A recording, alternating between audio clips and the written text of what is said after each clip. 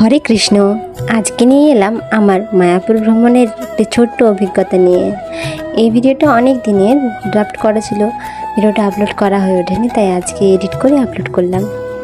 তো অনেক দিনের ইচ্ছে ছিল পবিত্র জায়গায় আসার। তো মায়াপুরে পা রাখার পর থেকে এই মনটা যেন একটা অন্যরকম শান্তি অনুভব করলাম। চারিদিকে ভক্তময় পরিবেশ, সুন্দর সাজানো গোছানো মন্দির, আর এক অসাধারণ অনুভূতি। সত্যি যারা যারা গেছো তারা নিশ্চয়ই জানো কতটা সুন্দর মন্দিরটা, যেখানে গেলে সত্যি মনটা একদম শান্ত হয়ে যায়। গেলাম ভগবানের দর্শন করলাম, প্রসাদ খেলাম এবং তারপর টোটোয় চেপে গেলাম গোশালাতে। গোশালায় সেখানে বিভিন্ন প্রজাতির গরু রয়েছে এবং তাদের যে যত্ন সত্যি খুব প্রশংসনীয়। যারা যারা এখনও পর্যন্ত ইস্কন মন্দির দর্শন করেননি, যদি সুযোগ পান অবশ্যই একবার দর্শন করবেন, খুবই ভালো লাগবে।